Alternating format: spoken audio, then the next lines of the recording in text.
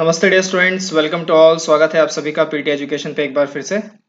मेरा नाम है राहुल हंस चौधरी और आज है हमारा सेशन नंबर 58। तो अपने 58वें सेशन पे हम लोग आज जो हम टॉप 6 स्टोरीज पे बात करेंगे प्रेस इंफॉर्मेशन ब्यूरो एनालिसिस की तरफ से। सबसे पहले हम बात करेंगे NIRF रैंकिंग्स 2021 पे, हाल फिलहाल की रैंकिंग आई है, इसको जानेंगे। उसके बाद ब्रिक्स समिट हुआ है, 13वां ब्रिक्स सम्मेलन हुआ है। क्या इनके मसौदे थे, क्या मतलब इनके जो मीटिंग एजेंडाज थे उन पे हम बात करेंगे। तीसरा, first dugong conservation reserve in India. Dugong क्या होता है इसके बारे में मैं आपको बताऊंगा। बेसिकली इसे समुद्र का गाय कहा जाता है, सी काउ एक तरीके से इसे बोला जाता है। तो first dugong conservation reserve in India. चौथे हम बात करेंगे पीरियोडिक लेबर फोर्स सर्वे के बारे में, तो थोड़ा सा बात करेंगे बेरोजगारी और रोजगार इससे रिलेटेड। फिफ्थ बहुत इंपॉर्टेंट है, यूपीएससी प्रीलिम्स 2020, उसमें कोल गैसिफिकेशन पे 1 से 2 सवाल आए हुए थे। तो कोल गैसिफिकेशन क्या है इसको जानेंगे। इसमें हाल फिलहाल कुछ रिसेंट डेवलपमेंट हुए हैं, इसको आपको जानना काफ़ी ज़्यादा ज़रूरी है और काफ़ी ये इंपॉर्टेंट रहेगा इस बार के प्रीलिम्स के लिए भी। सिक्स्थ, आत्मनिर्भर भारत कॉर्नर मिशन, इसको हम जानेंगे। सिंपल इंपॉर्टेंट जो प्रीलिम्स फैक्ट्स होते हैं उनसे रिलेटेड है ये। And finally MCQs for the practice. तो चलिए दोस्तों शुरू करते हैं।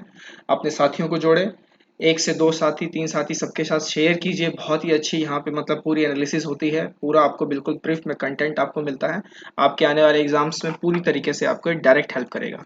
सबसे पहले है हमारे पास NIRF रैंकिंग। NIRF क्या है? National institute ranking framework. 2021 की इसकी रैंकिंग आई है। मिनिस्ट्री ऑफ एजुकेशन ने भारत की जो रैंकिंग थी 2021 की उसको रिलीज किया है under the umbrella of NIRF। इसमें जो टॉप किया है IIT मद्रास ने, बहुत अच्छा परफॉर्मेंस करते हुए लगातार तीसरे बार भी जो है पहली पोजीशन बनाई है। IITs ने ज़्यादातर जो है रैंकिंग में डोमिनेट किया है और टॉप 10 पोजीशन को भी, टॉप 10 में से टॉप सेवन नहीं, टॉप 10 में से मतलब 7 पोजीशंस को इन्होंने ग्रैब किया है। उसके बाद अगर हम IIT मद्रास को हटा दें तो उसके बाद आपका IISc बेंगलोर है। उसके बाद IIT बॉम्बे है, दिल्ली, कानपुर, खड़गपुर, रुड़की, गुवाहाटी। नॉन IITs में आपके पास Jawaharlal Nehru university, Banaras Hindu university. Top universities में IISc, JNU, BHU, university of Calcutta, Amrita Vishwa Vidyapeetham Coimbatore, Jamia Millia Islamia new Delhi. अगर इंजीनियरिंग इंस्टीट्यूशंस की बात करें तो IIT मद्रास तो है ही है, उसके बाद IIT Delhi, Bombay, Kanpur, Kharagpur. Management institutes में IIM अहमदाबाद, फिर IIM Bangalore, IIM Calcutta, IIT Kozhikode and then ये IIT कोझिकोड नहीं होगा, this is IIM Kozhikode and this is IIT Delhi. Right, यहाँ पे IIM कोझिकोड होगा, केरला के अंदर में है, बहुत ही बढ़िया इंस्टीट्यूट है। राइट, आप में से कितने लोग जो इसको देख रहे हैं इस वक्त, उनमें से आप में से कोई है जो इन कॉलेजेस से हैं, जो हैं वो ज़रूर कमेंट थ्रेड में बताएं और अपने लिए एक बार अपलोड करें, अपने लिए प्राउड फील करें। क्योंकि जिस यूनिवर्सिटी से आप पढ़ रहे हैं, जिस कॉलेजेस से आप पढ़ रहे हैं, जिसके आप अल्मा मैटर है, तो वहाँ का एक मतलब रुतबा तो होना ही चाहिए। टॉप फार्मेसी इंस्टीट्यूट पे हम बात करें तो जामिया हमदर्द है हमारे पास। टॉप डेंटल इंस्टीट्यूट पे बात करें तो Manipal college of dental sciences है। NIRF से रिलेटेड जो चीज़ें हैं ज़्यादातर वो है हमारे पास, NIRF is an annual report card on the performance of higher education institutions. 2015 में इसे लॉन्च किया गया था और इसकी मेथोडोलॉजी जो है वो बहुत सारे देश के भीतर जो बहुत सारे इंस्टीट्यूशंस हैं उनको रैंक करने की है। इनके 5 पैरामीटर्स हैं बेसिकली। सबसे पहले टीचिंग लर्निंग रिसोर्सेज पे बात करते हैं, फिर रिसर्च एंड प्रोफेशनल प्रैक्टिस पे बात करते हैं, ग्रेजुएशन आउटकम पे बात करते हैं, आउटरीच एंड इंक्लूसिविटी पे बात करते हैं, परसेप्शन पे बात करते हैं। तो ये 5 पैरामीटर से ये लोग अपनी रैंकिंग बनाते हैं। क्लियर है? NIRF रैंकिंग्स किस मिनिस्ट्री ने रिलीज की? तो मिनिस्ट्री ऑफ एजुकेशन। राइट, चलिए ये इन्फोग्राफिक है, आप देख सकते हैं। पहले नंबर पे IIT मद्रास, उसका स्कोर यहाँ लिखा हुआ है। IISc बेंगलोर, उसका स्कोर यहाँ है। Then IIT Bombay and then IIT Delhi 81.8 and then IIT Kanpur. Right, top 5 में तो ये है। अगली स्टोरी पे आते हैं। ब्रिक्स समिट का 13वां सम्मेलन हुआ है, वर्चुअल समिट था। इसको चेयर किसने किया? तो भारत के जो प्राइम मिनिस्टर हैं मिस्टर नरेंद्र मोदी, उन्होंने इसको चेयर किया।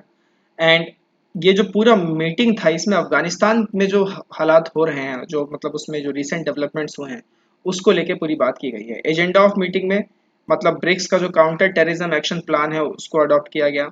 The document title the new Delhi declaration was unveiled which called for addressing the humanitarian situation in Afghanistan, जिसमें लोगों से अर्ज की गई, मतलब ब्रिक्स में अर्ज किया गया कि जो महिलाओं के जो अधिकार हैं, बच्चों के जो अधिकार हैं, वहाँ पे जो माइनॉरिटीज़ हैं उनके जो अधिकार हैं उनको बचाया जा सके।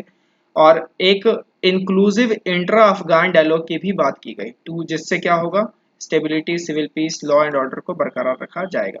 द एग्रीमेंट और रिमोट सेंसिंग सैटेलाइट कॉन्स्टलेशन, इस तरीके का एग्रीमेंट भी जो है मतलब साइन किया गया है। और ये किसके बीच हुआ है, तो ब्रिक्स नेशंस के जितने भी स्पेस एजेंसीज हैं उनके बीच हुआ है। ब्रिक्स आप जानते ही हैं, ब्रिक्स जो है मतलब इसमें नाम से ही पता है, Brazil, Russia, India, China and south Africa, right. South Africa बाद में जुड़ा था। हेडक्वार्टर इसका कहाँ पे है, शंघाई चाइना में इसका हेडक्वार्टर है। BRICS leader summit is convened annually, the chairmanship of forum is rotated annually among the members in accordance with the acronym BRICS. Together BRICS accounts for about 40% of world population और 30% of GDP. तो एक बहुत बड़ा मतलब 1/3 तो यही मतलब contribute कर रहा है। तो काफ़ी ज़्यादा एक इकोनॉमिक इंजन के तौर पे ये जो ग्रुप है, ये ये जो इकोनॉमीज है ब्रिक्स की, ये काफ़ी ज़्यादा कंट्रीब्यूट करती हैं। अब इसमें मज़ेदार बात यह है दोस्तों कि बात तो की गई अफगानिस्तान को लेके, अब अफगानिस्तान को दो देशों ने रिकॉग्नाइज कर दिया। अफगानिस्तान में जो तालिबान का जो रूल है, उसमें के जो सपोर्ट में आ रहे हैं, अभी पूरी तरीके से डायरेक्टली नहीं आया लेकिन इनडायरेक्ट वे में जो आ रहे हैं, China and Russia, and both are in the economies of BRICS nations, right. तो दोनों ने इसको देख मतलब सपोर्ट किया है तालिबान रूल को। अब देखना है भारत किस तरीके से इसमें आगे मूवमेंट करता है, किस तरफ मतलब पॉलिसी क्या रहती है इंडिया की, वो देखने वाली बात होगी। ब्रिक्स से रिलेटेड दो और चीज़ें हैं, एक तो न्यू डेवलपमेंट बैंक है, जिनका की एरिया ऑपरेशन क्या क्या है, clean energy, transport infrastructure, irrigation, sustainable urban development and economic cooperation. और दूसरी तरफ है कॉन्टीजेंट रिजर्व अरेंजमेंट। इसका काम क्या है कि शॉर्ट टर्म लिक्विडिटी प्रोवाइड करता है इन सभी मेंबर नेशंस को through currency swap to help mitigate the balance of payment crisis situation and further strengthen the financial stability. Contingent reserve arrangement, ये सब आप थोड़ा थोड़ा याद रखिएगा। ब्रिक्स से रिलेटेड जो है कुछ कुछ स्टैटिक में ही मतलब कुछ कुछ चीज़ें पूछी जा सकती हैं, तो वो आपको ध्यान रखनी ज़रूरी है। हेडक्वार्टर वगैरह बिल्कुल अच्छे से मतलब आपको बनाना है, क्योंकि कई बार हेडक्वार्टर से रिलेटेड भी सवाल आ जाते हैं, स्टेटमेंट आ जाएगी, सिंपल क्वेश्चंस में ही ज़्यादातर डब्बा गोल हो जाता है। चलते हैं आगे, ये पूरा मतलब पढ़ लीजिएगा, इकोनॉमिक टाइम्स की तरफ से है इन्फोग्राफिक। अगली स्टोरी है first dugong conservation reserve. Tamil Nadu की सरकार ने भारत का पहला डुगोंग कंजर्वेशन रिजर्व जो है वो पाक बे में जो है, पाक की खाड़ी में, वहां पर स्टेब्लिश किया है। डुगोंग क्या होते हैं, they are also called the sea cow, herbivorous mammal है। It is the only living representative of the once diverse family Dugongidae. The dugong is strictly a marine mammal है ये। अभी आपको पिक दिखाऊंगा, डोंट वरी, डुगोंग दिखता कैसा है। Sea grass पे ये लोग मतलब ग्रेस करते हैं और सरफेस पे आते हैं सांस लेने के लिए। लगभग 30 देशों में पाए जाते हैं और भारत में ये gulf of Mannar, gulf of Kutch, पाक बे और अंडमान एंड निकोबार में पाए जाते हैं। Wild life institute of India की तरफ की अगर माने तो तकरीबन 200 से 250 डुगोंग्स जो हैं वो अभी बचे हुए हैं इन द वाइल्ड, जिसमें से 150 कहाँ पर पाए जा रहे हैं, 150 पाए जा रहे हैं Palk Bay and Gulf of Mannar Tamil Nadu में। That's why they are going to establish the conservation reserve for the dugongs. IUCN status अगर हम इनका देखें तो इनका जो आईयूसीएन स्टेटस है वो वल्नरेबल है दोस्तों, अपेंडिक्स 1 में आते हैं साइट्स के, और वाइल्ड लाइफ प्रोटेक्शन एक्ट के शेड्यूल 1 में ये आते हैं। कंजर्वेशन रिजर्व की जहां तक हम बात करें तो कंजर्वेशन रिजर्व को डिफाइन कैसे किया जाता है, तो ये 500 किलोमीटर तक के एरिया को कवर अप करता है। The proposed conservation area has the highest concentration of dugongs in the country. The reserve will span the northern part of Palk Bay for Adhirampattinam to Ammapattinam as part of the CAMPA dugong recovery project. तो इस तरीके का भी project है dugong recovery project. Various surveys were conducted in the Palk Bay and Gulf of Mannar from November 2016 to March 2019। लगभग लगभग मतलब 2.5 साल के आसपास तक सर्वे चलते रहे। The Gulf of Mannar is a shallow bay area between the south eastern end of Tamil Nadu and western Sri Lanka. Bharat सरकार जो है सीएमएस आप जानते हैं, कंजर्वेटरी ऑफ माइग्रेटरी स्पीसीज, इसका सिग्नेटरी है कब से, 1983 से, where it has signed the non-legally binding memorandum of understanding on the conservation and management of Siberian cranes 1998, marine turtles 2007 और dugongs 2008। That's why ये जो न्यूज़ है ये यहाँ पे इंपॉर्टेंट हो जाती है। तो साथ साथ लगे यहाँ तो और चीज़ों को भी देखिएगा, साइबेरियन क्रेन्स है, मरीन टर्टल्स है, डुगोंग्स हैं और रेप्टल्स हैं। तो ये सब मतलब भारत इसका जो है सिग्नेटरी रहा है किसका, सीएमएस का, और नॉन लीगली बाइंड एमओयू भी जो है साइन किया है इनके कंजर्वेशन और मैनेजमेंट को लेके। तो ये आपको प्लेस याद रखना है कि कहाँ पे एस्टेब्लिश किया जा रहा है, क्या उसका आईयूसीएन स्टेटस है, वाइल्ड लाइफ प्रोटेक्शन एक्ट में कहाँ तक आता है, कंजर्वेशन रिजर्व का डेफिनेशन क्या है, नेशनल पार्क से किस तरीके से अलग है, बायोस्फीयर रिजर्व से किस तरीके से अलग है। इन सब चीज़ों को आपको जो है मतलब ध्यान रखना है। एनवायरमेंट एंड इकोलॉजी का ये टॉपिक है। आइए देखते हैं डुगोंग। डुगोंग कुछ ऐसा दिखता है, this is called as sea cow, इसे समुद्र की गाय कहा जाता है। क्लियर, चलिए अगली स्टोरी पे बात करें तो बहुत ही इंपॉर्टेंट और बहुत ही मज़ेदार स्टोरी है, periodic labour force survey. Right, labour force data जो है वो बहुत ज़्यादा इंपॉर्टेंट होता है।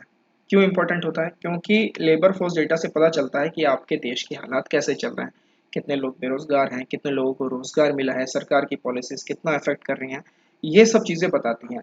वो जो जेंडर डिस्पैरिटी है, यानी कि मेल और फीमेल के बीच में क्या मतलब गैप आ रहा है, राइजिंग इनइक्वलिटी कैसी है, क्योंकि इनइक्वलिटी तो राइज हो ही रही है, तो राइजिंग इनइक्वलिटी अब वो किस तरीके से राइज हो रही है, कितना राइज हो रही है, राइट, कहीं स्लो राइज तो नहीं है, कहीं एक्सपोनेंशियल राइज तो नहीं है। इन सब पहलुओं पे देखने के लिए आपके ये सर्वेज और आपके ये डेटा काम करते हैं।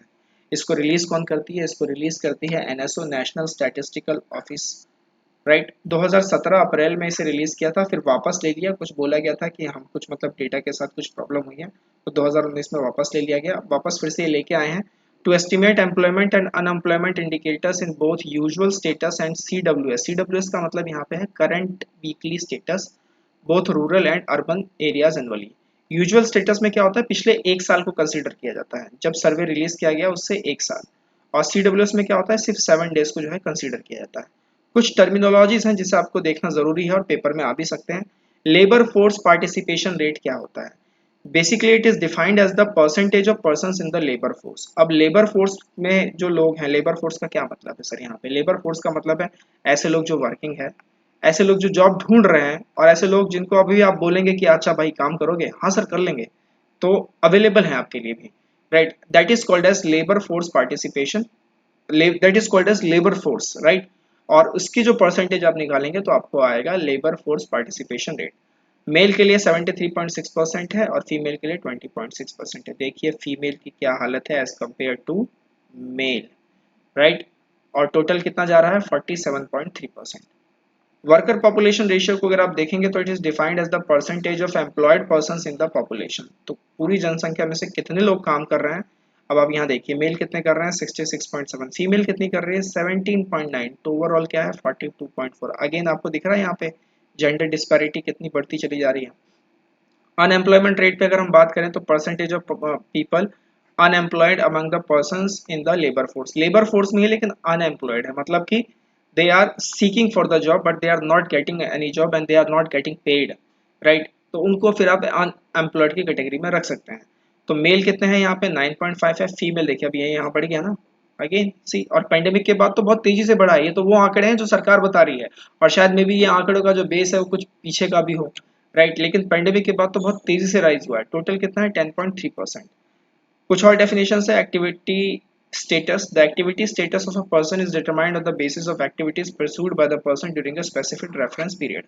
अब ये specific रेफरेंस पीरियड को दो कैटेगरी में बांटा गया है। सबसे पहले बांटा गया है एक साल, 1 ईयर, और एक बांटा गया है 7 डेज। एक साल वाले को कहते हैं यूजुअल स्टेटस और 7 दिन वाले को कहते हैं करंट वीकली स्टेटस। क्लियर है? तो कुछ आंकड़े वगैरह आप ध्यान रखिएगा कि बढ़ा है या घटा है, ये सब आपको मतलब पता होना चाहिए, और कौन इसको रिलीज कर रहा है, क्या इसमें टर्मिनोलॉजीज हैं, क्या उसकी डेफिनेशन है, ये भी आपको मालूम होनी चाहिए। अगली स्टोरी पे आते हैं जो कि बहुत ही इंपॉर्टेंट स्टोरी है, कोल गैसिफिकेशन।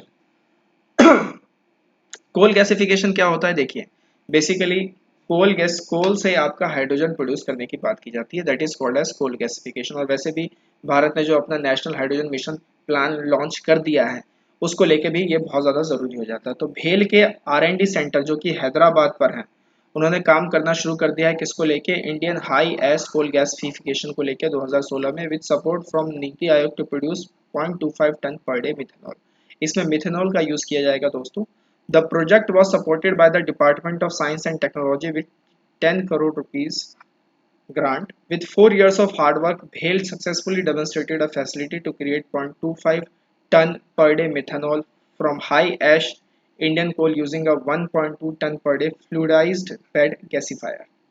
राइट, इसमें आपका जो भेल है उन्होंने क्या किया है कि उन्होंने कोल गैसिफिकेशन के लिए काफ़ी मतलब बहुत लंबे समय से काम कर रहे थे। नीति आयोग का पूरा सपोर्ट था उनके पास, और उन्होंने मिथेनॉल को ही इसमें ऐड किया है। मिथेनॉल को क्यों ऐड किया है? मिथेनॉल को ऐड करने की एक वजह यह है कि मिथेनॉल जो है मोटर फ्यूल के तौर पे जो है यूटिलाइज होता है to power ship engine and to generate clean power all over the world. Methanol is also use to generate dimethyl ether, a liquid fuel that is very similar to diesel. Existing diesel engines simply need to be minimally changed to use DME instead of diesel. Methanol could be the most promising option for the large-scale market penetration of natural gas based on fuel for light-duty vehicles because of its low fuel cost and low additional cost relative to powering a vehicle with gasoline. Methanol like ethanol but unlike hydrocarbon fuels is water soluble. ये क्या होते हैं? Water soluble होते हैं. Promoted under the Sustainable Alternative Towards Affordable Transportation Initiative SATAT SATAT initiative के तहत जो है मिथेनॉल को काफी ज्यादा प्रमोट किया गया था. दैट्स वाई भेल ने के R&D टीम ने सोचा कि मिथेनॉल को हम यूज करते हैं, एक बहुत ही अच्छा और वायबल और अल्टरनेटिव ऑप्शंस है, राइट. तो कहीं ना कहीं सरकार जो है मतलब पूरे ही मतलब लगी पड़ी है कि हम ट्रेडिशनल जो हमारे जो एनर्जी सोर्सेज हैं उनको हटाकर हम रिन्यूएबल एनर्जी सोर्सेज की तरफ हम बढ़े, राइट. पिछली बार यूपीएससी प्रीलिम्स की परीक्षा में जो कोल गैसिफिकेशन से सवाल आया था उसमें यह आया था कि आप इसमें क्या क्या मिला सकते हैं, राइट. और उन्होंने 3-4 स्टेटमेंट दिए थे कि आप इसमें क्या क्या मिला सकते हैं. आपको वो सवाल भी मैं कराऊंगा, लेकिन इस सेशन में पॉसिबल नहीं हुआ तो, लेकिन मैं डेफिनेटली आपको वो सवाल जो है कराऊंगा. लेकिन आपको ये थोड़ा सा ध्यान रखना है कि इसमें क्या रिसेंट डेवलपमेंट हुई है. क्लियर. किस तरीके से काम करता है, इसमें गैसिफाइंग एजेंट्स होते हैं जैसे एयर हो गया, ऑक्सीजन हो गया, स्टीम हो गए. फिर फीड स्टॉक के तौर पे आपका कोल, बायोमास, कोक एक्सेट्रा, मिथेनॉल वगैरह फीड सप्लाई होती है, ऐश निकलता है. फिर आगे जो बच जाता है मतलब ये एक तरीके का वेस्ट हो गया आपका, आगे जो निकला जो गैस ट्रीटमेंट में जाता है, प्यूरिफिकेशन होके फिर उसका क्या बन जाता है, hydrogen. This is the mechanism of coal gasification, right. Coal gasification का यही आधार है, यही इसका मैकेनिज्म है. चलते हैं आगे आत्मनिर्भर भारत कॉर्नर मिशन की तरफ. तो जो ट्राइफेड है, tribal cooperative marketing development federation of India, उन्होंने मिनिस्ट्री ऑफ एक्सटर्नल अफेयर्स के साथ क्या कर लिया है, कोलैबोरेट, और वो क्या एस्टेब्लिश कर रहे हैं, Atmanirbhar Bharat corner in 100 Indian missions embassies across the world. The first Atmanirbhar Bharat corner was inaugurated at the Indian embassy in Bangkok, Thailand on Independence Day. TRIFED is a national level apex organization functioning under the administrative control of Ministry of Tribal Affairs. It is involved in schemes such as Vandhan Program, MSP और MFP and TriFood. Right. इन सब पे हम बहुत पहले भी बात कर चुके हैं. ट्राइफेड हो गया चाहे नाफेड हो गया, इन सब पे हमने बहुत अच्छे से बात की हुई है. एबीसी, एबीसी मतलब Atmanirbhar Bharat corner, right. The corner will be exclusive space to promote GI. GI को इसमें प्रमोट करने की बात की जा रही है. अब जीआई में क्या होगा, ट्राइबल आर्ट आ जाएंगे, क्राफ्ट प्रोडक्ट्स आ जाएंगे, नेचुरल और ऑर्गेनिक और इनऑर्गेनिक प्रोडक्ट्स, ये सब इसमें जो है प्रमोट होते हैं. जीआई को अगर आप देखेंगे तो जीआई को किसने रिकॉग्नाइज कर रखा है, वर्ल्ड ट्रेड ऑर्गेनाइजेशन ने इसको रिकॉग्नाइज कर रखा है. And it is used to denote the geographical territory from where a product, be it an agriculture produced, natural product or manufactured, also conveys assurance of qualities or attributes that are unique to that specific geographic region. Basically Bharat जो है इस convention का क्या है, signatory है GI को लेके, right. अगर इसमें आप कानून को देखने जाएंगे तो कानून जो इसमें है वो है geographical indications registration and protection act 1999. ये वो कानून है और जो 2003 से सितंबर 2003 से क्या हो गया था, इफेक्ट में आ गया था. The act is administered by the controller general of patents, designs and trademarks, which is also the registrar of geographical indications. The registration of a geographical indication is valid for a period of 10 years. 10 साल के लिए जो है ये valid होता है registration. इसके बाद आपको समय समय पे जो है वो रिन्यू कराना पड़ता है और फिर अगले 10-10 साल के लिए आपका हो जाएगा. मान लीजिए आपका कोई प्रोडक्ट है, आप उसे पेटेंट कराना चाहते हैं तो ये वो कानून है, ये वो प्लेस है जहाँ पे जाके आपको जो आपको देखेंगे, जो आपकी मदद करेंगे पेटेंट वगैरह में, और फिर ये वो टाइम पीरियड है. दूसरे इनिशिएटिव्स अगर इसी सिलसिले में हम जोड़े तो आदि महोत्सव हो गया, गो ट्राइबल कैंपेन हो गया, ट्राइब्स इंडिया हो गया, और भी बहुत सारे हैं. विलेज लेवल क्लस्टरशिप हैं जो कि विलेज लेवल एंटरप्रेन्योर्स को प्रमोट करने के लिए होते हैं. तो इस तरीके के जो मिशंस हैं काफ़ी बेटर हैं. देखेंगे आगे इससे क्या मतलब फ़ायदा पहुंचता है और कितना हम आगे कर पाते हैं, राइट. तो दिस इज आत्मनिर्भर भारत कॉर्नर मिशन. एक बार फिर से मैं आपको सारे जो हैं आज की स्टोरीज दिखा देता हूँ. आई होप आपको मजा आया होगा. सबसे पहले हमने बात की NIRF रैंकिंग्स के ऊपर. उसके बाद we talk about the BRICS summit and their point of agendas. Then we move ahead to the first Dugong conservation reserve which is going to be set up in Tamil Nadu and first time in India. And then the data of periodic labor force survey uh, and the recent developments around it and some key terminologies. फिर उसके बाद हमने बात की coal gasification system and how and why BHEL are using the methanol and what are the benefits behind it and what are the agendas behind it and what the government want to achieve. ये सब हमने देखा. And finally we came on Atmanirbhar Bharat corner mission. इस तरीके के जो सवाल हैं, इस तरीके की जो पूरे पूरे चांसेस हैं कि सिंपल सिंपल फैक्ट्स में आपसे ये सवाल पूछे जा सकें अगर पेपर फैक्चुअल बनेगा तो, राइट. आइए एमसीक्यूज को प्रैक्टिस करते हैं। सबसे पहला है, which of the following is the largest number of fresh water riverine island formed by river Brahmaputra. Right, option है आपके पास मजूली, डिब्रू साइखोवा, श्रीरंगम, भवानी आइलैंड। दूसरे सवाल की ओर चलें तो कॉमन सर्विस सेंटर से रिलेटेड आपके पास है, दो स्टेटमेंट दिए गए हैं और पूछा गया है इनमें से कौन सा करेक्ट स्टेटमेंट है। चार ऑप्शन से आराम से वीडियो को पॉज कीजिए, सवाल को देखिए, पार्टिसिपेट कीजिए, मोटिवेट रहिए, दूसरों को भी कीजिए, खुश रहिए। राइट, एग्जाम होने वाला है और जल्दी आप में से काफी लोग आईएएस आईपीएस बनेंगे, डेफिनेटली बनेंगे अगर आप इनको सीरियसली फॉलो करेंगे। Third, which of the following countries is the largest producer of jute in the world. चार ऑप्शन है आपके पास, Bangladesh, India, China, Pakistan. Clear. हम इसी तरीके से मिलेंगे दोस्तों, टिल देन टेक केयर, नमस्ते, जय हिंद।